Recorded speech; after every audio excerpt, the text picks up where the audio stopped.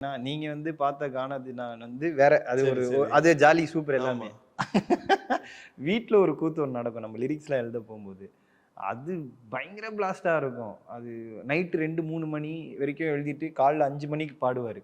காலைல 5, 6 மணிக்கு ரெக்கார்டிங் தியேட்டர்ல வச்சு பாட வச்சுட்டு இருப்போம். அப்போ ஒரு ஃபன் நடக்கும் பாருங்க. அதெல்லாம் பிளாஸ்ட்டா இருக்கும். நைட்டு ஃபுல்லா உட்காந்து ஒர்க் பண்ணுவாரு.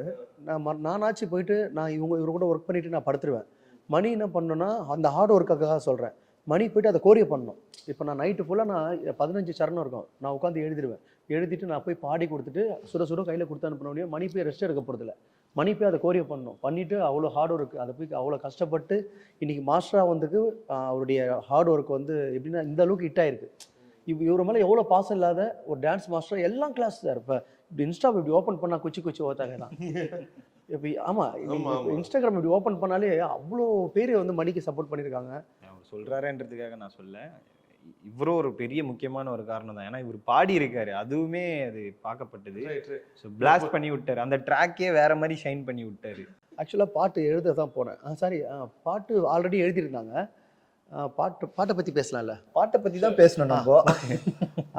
பாட்டு வந்து ஜஸ்டின் பிரபாகரன் சார் வந்து இப்போ கால் வந்தது, போனேன் உட்காந்து பேசினோடனே, பிரதர் நீங்கள் உங்களுக்கு எப்படி வேணுமோ அப்படி நீங்கள் ஒர்க் பண்ணிக்கலாம் அப்படின்னு சொன்னாங்க. சரிங்க பிரதர், சில விஷயங்கள்லாம் வேறு மாதிரி இருக்குது அப்படின்ட்டு டோட்டலாக எல்லாத்தையும் மாற்றினேன். அப்புறம் பல்லவி அப்படியே இருந்தது. அந்த குச்சி குச்சி ஓத்தக அதை மாற்றிடலாமா நான் என்கிட்ட கேட்டார்.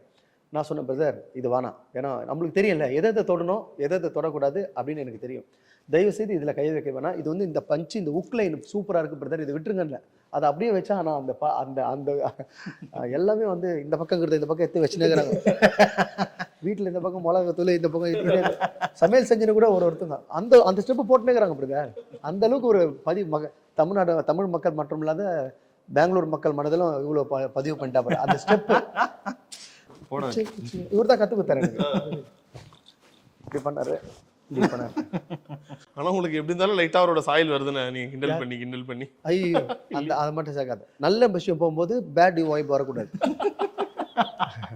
ஓகே நீங்க இப்படி பண்ணோன்னே எனக்கு அது மாதிரி தோணிடுச்சு. அது இல்ல இவரோட ஸ்டெப்புங்க சூப்பர் சார். இப்போ அண்ணன் இவ்வளோ சொல்லியிருக்காரு, எப்படி இந்த ஃபுட்பால்லலாம் பயங்கரமா டான்ஸ் ஆடணுன்னையும் பயங்கரமா கோல்லாம் அடிச்சோன்னே ஒரு கோல்டன் பூட்டே தருவாங்க. ஸோ மணிக்கு இப்போதைக்கு சில்வர் பூட் கொடுத்துருக்கீங்கன்னு நினைக்கிறேனே. ஒரு மாதிரி ஆளே ஃப்ரீக்கியா இருக்காருல்ல, ஃபங்கியா இருக்காரு. ரொம்ப சுறுசுறுப்பாங்க. ரெக்கார்டிங் போயிட்டு இருக்குங்க, அங்க ஸ்டெப்பு போடுவாப்புல. இல்ல அந்த ஆளு அந்த நம்ம தம்பி ஒருத்தர் இருக்கான், அவன் தான் ரெக்கார்ட் பண்ணிட்டு உட்காந்துருப்பாப்புல. இவர் நாளைக்கு காலையில் ஆடி ஆகணும்ல. ஏன்னா இப்போ இந்த பாட்டெலாம் வந்து 3.5 மினிட்ஸில் முடிஞ்சிடும். அந்த பாட்டெலாம் வந்து 10 நிமிஷம் மேலே போகும்.